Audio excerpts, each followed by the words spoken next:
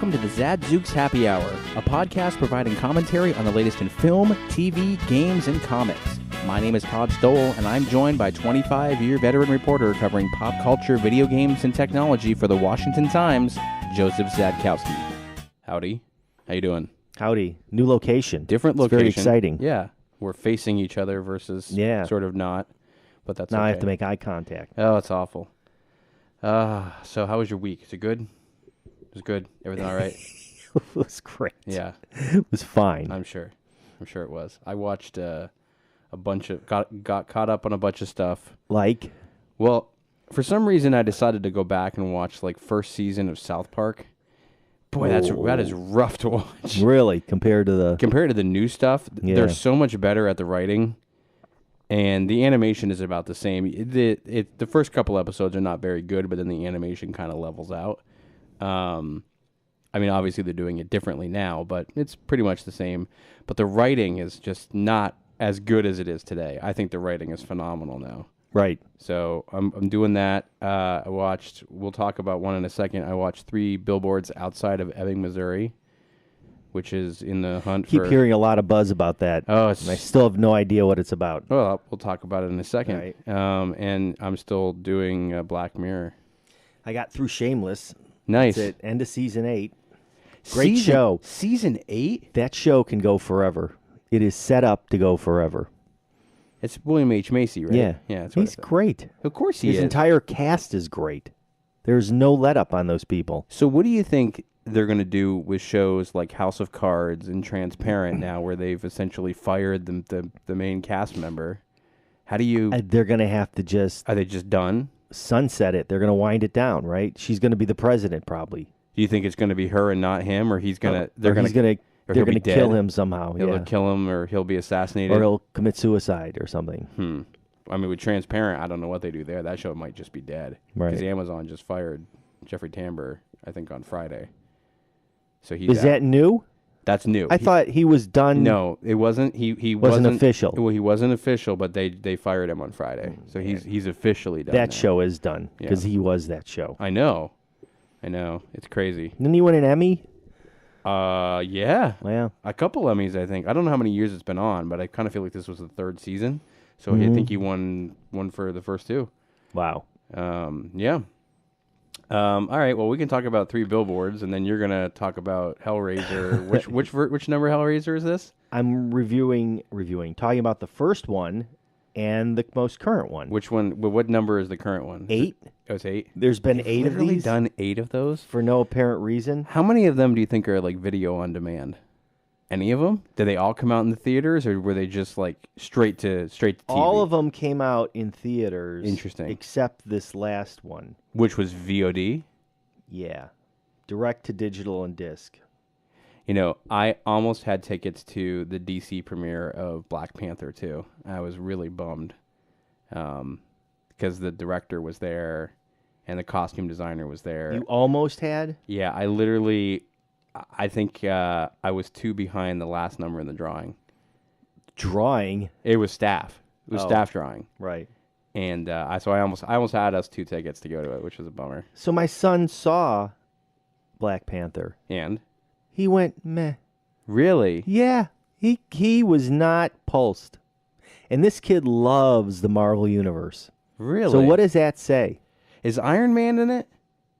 I don't know anything about it.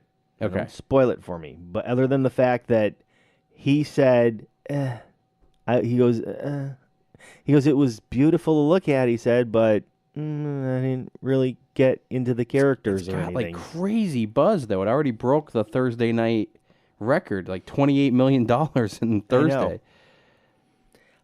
I'm going to say this. My son's not a racist, but he said it's like an entirely African-American cast. That's what it's supposed to be, right? Right. Yeah. And he's like... And Martin Freeman. Yeah.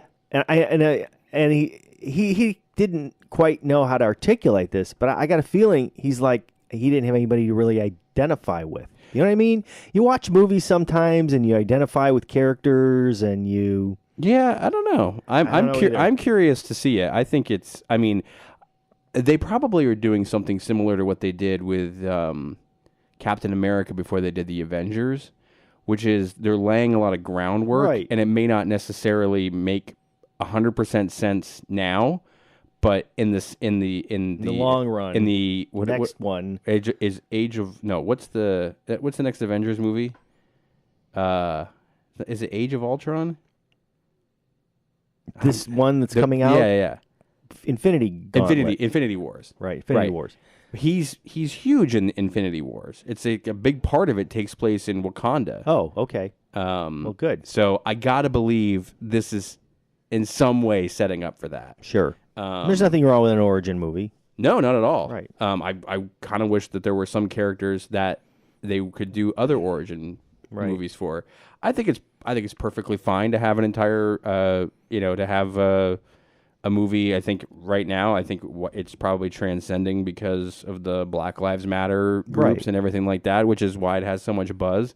And I can't really think of a movie that had an entirely black cast that I can think of. I mean, Get Out. No, wasn't even. Not at all. No, it was mostly. Yeah, I can't really think of anything. So I think there's just something there. I mean, obviously there's like Medea movies and stuff like that, but anything like in a big franchise, they've never done anything like that. Right. And so I guess Medea movies are considered blockbusters. Yeah, they are, but not in the Marvel sense. Right. I mean, it's hard to tell from the trailer, so I would like to see it. By the way, Hellraiser 10th movie. 10th movie. 10th movie. Yikes. Do you think there needed to be 10? I find that hard to believe. I actually typed that.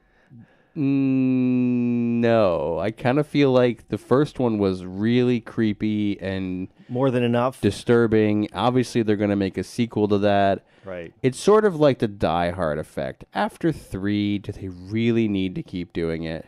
Yeah, but there's just not that. Well, how many Halloweens were there? There were 3 Halloweens, and there was Jason versus Freddy, which I guess technically is what, Halloween 4? Then there was tons of. Then there was Halloween H2O, which was the 5th one. I don't know. I mean, it just at some point, it's enough is enough. So I'll talk a little bit about 3 Billboards to outside Ebbing, Missouri, and I'll give you a little bit without ruining it. There's really not a whole lot to ruin, actually, but it's just kind of one of those. The director, and I'm gonna like, his name is Michael. I gotta find it. We'll get back to the director, but essentially, the movie takes place in Ebbing, Missouri, although it is actually shot in North Carolina, and it is in the months after the main character, played by Frances McDormand, she's just called Mildred. Wasn't she in Fargo? Yes. Okay. It's months, if not years, after her daughter was brutally murdered and raped, and she's frustrated. She's angry. She's a very angry person anyway, and she sort of lashes out.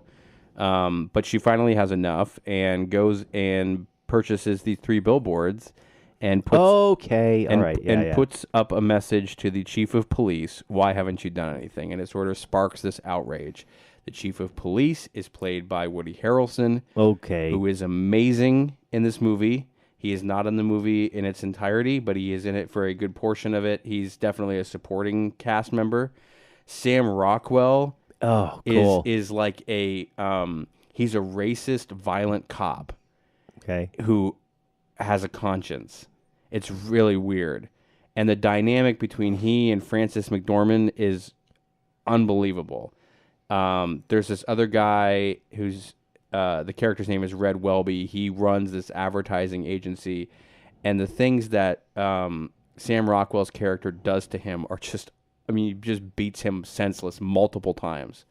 And it's sort of it's reviewing the relationship between Mildred and her son and her ex-husband, and the fact that she's very upset that they haven't caught the person who killed her daughter, raped her daughter, and then burned her body. Right. And so she's very angry, and she becomes a little bit of a vigilante.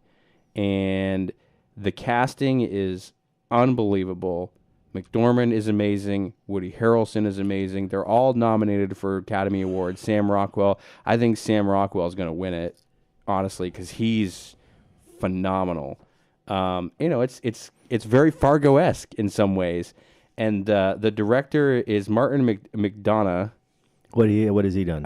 Seven Psychopaths. You remember that movie? There's another one here. I don't want to get him wrong. So he also did the Pillow Man. So he wrote this, and essentially, they're in the extras. They talk about how he writes a movie, he puts it away for a year, and then he comes back to it, and if it's still good to him, then he goes and makes it. But he also makes them follow the dialogue verbatim. No changes. Right. No free, off the cuff. It's got to be perfect. To him, if you don't follow the script, I don't watch it. And, they just get into it. And it's, the movie's not really about resolution. It's just about watching these people interact in a very sort of pained environment. But it's really, really good. Total A+ for me. One of the best movies I've seen this year. And I kind of thought when I saw the trailer for it, I was going to really like it, and I was not disappointed. So when you get it, I think you're really going to like it. Great. It's really good. We'll go over it again. Yeah, definitely. I'm curious to see if they'll have more special features because they really didn't have very much. They had a lot of sort of talking about working with a director whom he's actually kind of writing movies for the same people because he's worked with them before. Right. So it's a little bit of kind of that Christopher Nolan-esque thing where he likes these certain people to play. Like Woody Harrelson and Sam Rockwell have done other things with him before, either on Broadway or so he knows them and he feels comfortable with them. And so it's all these people have been in one of his movies before. So really, really well done. At times it's very dark. A lot of it takes place at night. Frances McDormand's character is just all over the place. She's angry or she's crying or, just she's sarcastic as all get out. And it's just really, really good. So get it. Rousing endorsement. Watch it. It's great. It's no Hellraiser, but. Not Hellraiser 10 anyway. But what is? I mean, I don't know. Let's see. They're on Aliens 8, right? It's getting there. Yeah. It's no Police Academy 7. No Police Academy 7, which actually went to 7. Is it 6 or 7? They wanted to reboot it, I think they're still trying to do it. I'm sure they will. Yeah, I'm sure they will. I'm sure Michael Winslow's available. He's the only reason he needs to be in anyone that they do because his voices and sounds are amazing. Yeah, that's right. It's unbelievable. So, on that note, we'll take a break. We'll come back. We're going to raise some hell with Hellraiser. That's right. And we'll go from there. Talk about the weather. Communities Digital News, built by the writers and editors that deliver the news 24 hours a day. Visit comdiginews.com. That's COMMDIGI news.com. And support the next evolution in news. All right. Here we go. Do it. So first of all, they once again re-released Hellraiser in a limited edition steelbook. Is it 4K? It's not 4K. Then why do it? This is a 1987 film that they remastered in 2K? 2K. Boo. Come on. That's right. And they pulled this one from the Scarlet box set from late 2016. So is there anything different with it then? It's just the single disc in a metal case. In a metal case. And there's a poster. But you know what? That's okay. Is it the same actor who plays Hellraiser? Well, all right, let's talk about Hellraiser first. Do you have any concept what Hellraiser's about? Yeah. Do you even remember it? I remember that he's got the pins in the face. Right, but why is he there?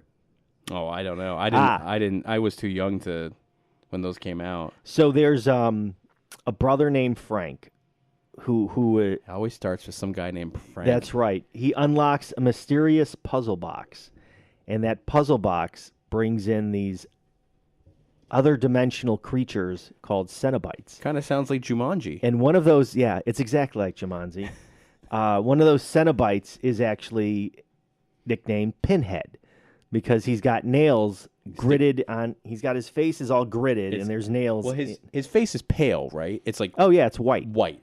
Okay. So I do remember this. He's like the leader of these Cenobites, and there's one called the Chatterer who has like giant lips with teeth coming out of them, and there's this one female Cenobite whose throat is ripped open. Oh, it's very gothic. That's disturbing. Really, this is a grisly, grotesque movie. So Frank calls these things, and they immediately use hooks into his skin and pull him apart. Oh, that's nice. Yeah, it's very pleasant. Oh, that was smart. So meanwhile, the brother and his wife, who had an affair with Frank before she got married, right during her getting married, they returned to live in the house where Frank and the grisly act occurred. Okay, so you're following me? So Larry, the brother, accidentally spills a bit of his blood in the floorboards of a room. Of course, because everyone does that. And underneath the floorboards is part of Frank.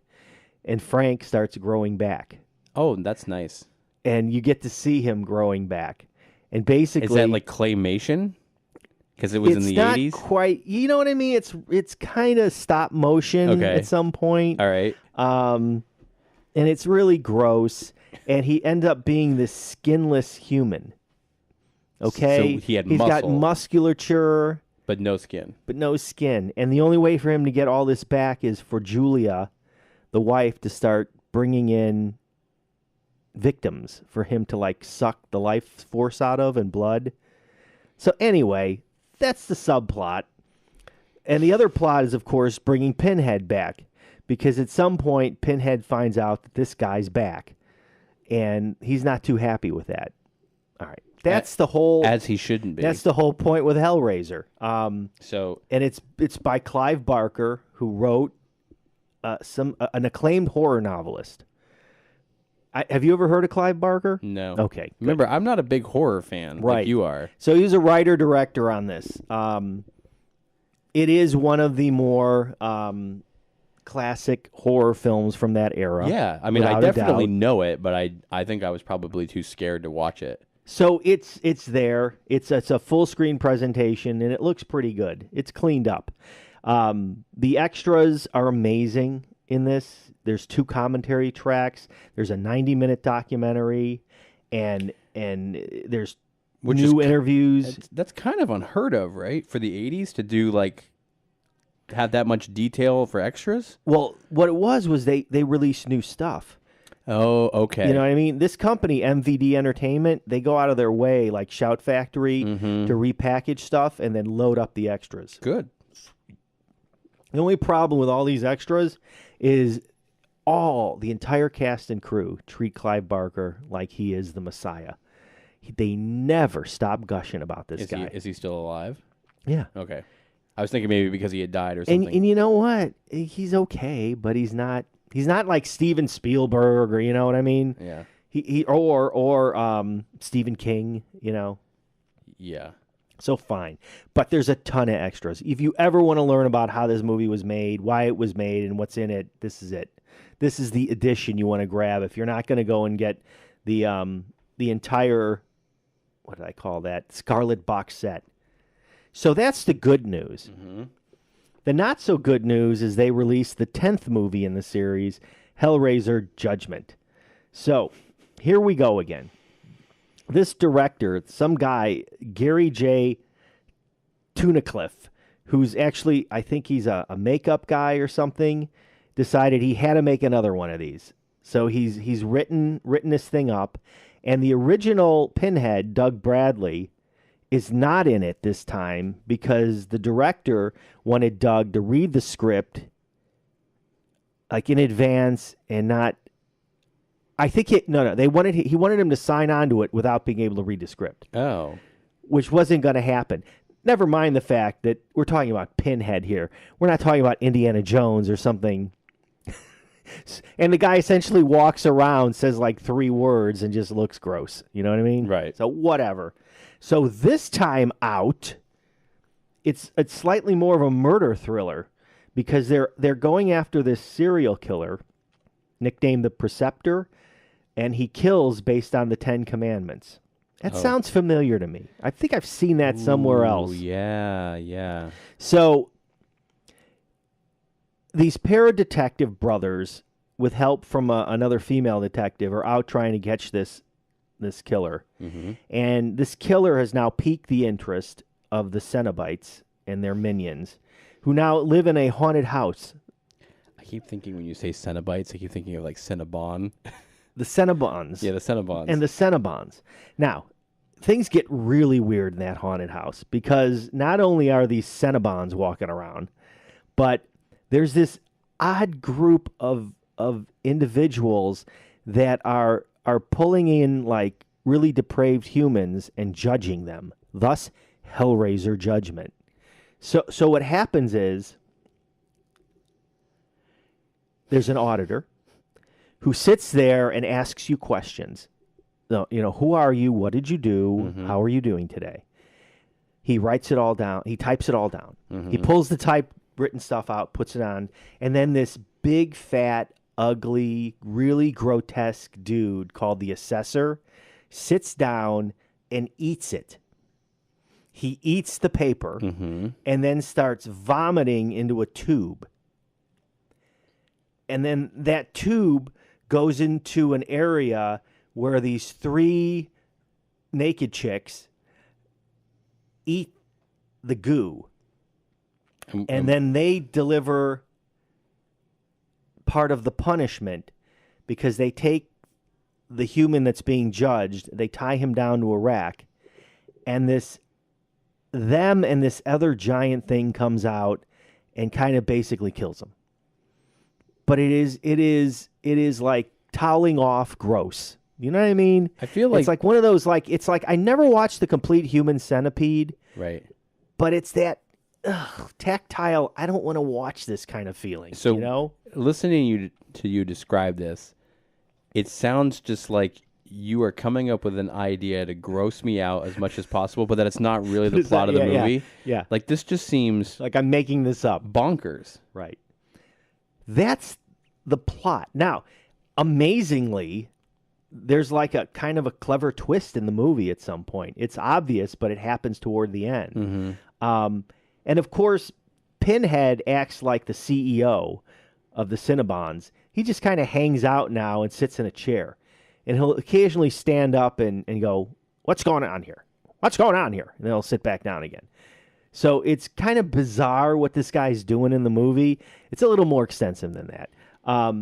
Seems like this is something that would come out of Tim Burton's nightmares. It's worse. It's kind of torture porn, like Hostel. But there's not enough horror in it. And I'm really glad I got through it and move on. And I'm never going to watch something like that again. So what would you give it then? Oh, definitely. So the original is a B+ for sure, A-, just because it set an entire genre in motion. Right. This one's like a D. I mean, it's just not. So Even if you're a hardcore Hellraiser fan, I'd really be amazed if this was exciting to you. Right. I mean, there probably aren't any. Interestingly enough, Hellraiser in its day only made $14.5 million. Right. That's crazy. And yet it's lasted forever. That's crazy. And if I don't know, do they have it adjusted? Interesting that it's the 194th movie in the month of September, based upon adjusted for inflation. So that's pretty decent. It's pretty decent. In the top 200, it's not bad at all. It's the 72nd movie in 1987. I'd say it's a cult favorite, except there's been 10 of them, so it's not. We're beyond cult favorite. The funny thing is if you look it up on Box Office Mojo, there's only 4 that are listed. Right. And that's it. And then there's one that says Clive Davis presents Hellraiser. And I don't Clive know. Barker presents? Clive Davis. Right. Clive Davis. Yeah, come that on. would be interesting. So that was interesting. So anyway, it's a whole lot of gross. Yeah. And there's just too much horror splatter going on to really get excited about. And it's 81 minutes. It's 81 minutes. That's not even enough. No. That's like an hour long. It's an hour long with the preview, human drama, with the intro in the front and the credits in the end. Right. Oh, that's weird. I guess that's why I went straight to video. Yep. So the Cinnabons are back, but it's not as exciting as I would hope it would be. Are you going to go back and watch the next half of The Walking Dead? No. No, you're done? I think I have to be done. Okay. Especially because once it leaks out that Carl is dead, like done, I think, I'll never go back. I think it's official. I think... well, we don't know that. And we also know that Scott Gimple's done. Well, promoted. He was Peter principled. Yes, promoted. He reached his level of incompetence, so they promoted him. So there's a couple movies that I'm looking forward to. One of them is Ready Player One. Yeah, that's right. That looks pretty good. Yep. I'm hoping it's good. I mean, it's Spielberg. Right. And I know he's kind of, as of late, maybe had a few, I wouldn't say commercial juggernauts. They've been a little bit off, a little bit of a miss, but you can't go wrong with the DeLorean, and you can't go wrong with the Iron Giant. Right. And there's so much pop culture stuffed into that Wasn't movie. there a movie like that where they brought all the video game superstars? Adam Sandler. Pixels? No, I think that's very different. Pixels flopped. Yeah, I know, but I'm just saying it wasn't the same premise. But it was no. Pixels was about the guys that beat the different video games. But aren't they getting chased by Centipede in the streets of New York City or something? No, they're getting chased by the actual video games characters themselves. Ready Player One takes place in a virtual world, right? And the creator of it dies, and he leaves an Easter egg in the world, and the person who finds it inherits $1 trillion and total control of the world. Right. And it ends up turning into basically a corporation trying to go after this one guy who is like the leader in terms of in the game, and they try to kill him in real life. Got it. And in the game, he's driving around a DeLorean that has the Ghostbusters logo on the door. I mean, like, they're mashing pop culture as far as they can go. It looks like it could be pretty good. So I think that's something that I'm interested in checking out. I also saw my kids are really into Jurassic Park, so they really want to watch the next one. It's dinosaurs, man. Every kid's into dinosaurs. I mean, of course. It's just this one is dinosaurs trying to run off an island that's exploding with a volcano. Right. It's even cooler. Yeah, I mean, I guess. And then, obviously, I think Venom looks pretty good from what I've seen. It's very little, but... Yeah. But here's the thing. Is Venom going to be its own standalone? Yes. So there's no Spider-Man in it? I don't think so. Oh, it's interesting. Not yet. But that would be a great one if they do bring Spider-Man in, if it makes any money for the first one. Oh, I got to believe. I mean, it's a Marvel movie. Tom Hardy. I mean, he looks really good in it. It's going to be a big year for movies. I think Solo doesn't look terribly No, we don't know yet. Good to me in the trailer. And I'm hoping that maybe it's just a bad cut. Right. But there's other movies that have had really bad trailers, and then you find out the movie's just not very good. Is there another Daddy's Home coming? Yep, probably. Are you kidding? Probably. Have you ever seen Daddy's Home? I saw the first one. What'd you think? It was all right. I'm going to watch it tonight. You going to watch the first one or the second one? First one and the second one. Oh, because I never saw the first one. You got to watch the first one. It's pretty good. Right. Second one with John Lithgow and... Did you see the second one? No, I've not. Okay. We're going to screen You're going to get your chance. Yeah, and Mel Gibson. I don't know. I just think that's probably not a good idea. I mean, I think it's going to be a Bad Mom's Christmas. That's what I'm going to be watching. I couldn't finish Bad Moms. I just couldn't do it. It just was like, I can't do it. All right, are we killing time now? No, I think we're good. Okay. Anything else you want to talk about? Crazy weather? Yeah. Well, I mean, it's snow and sleet here. And I'll stay off any hot button topics. Yeah. No. We don't talk news here. Yeah, there's no mass shootings. We deal enough with that as it is. So. Yeah. All right. See you next time. I will see you next time. It's a pleasure to know you. It is. Pleasure to know you as well. Don't crash your car on the way out. I will not. It's all slush. Yeah. All right. See ya. See ya.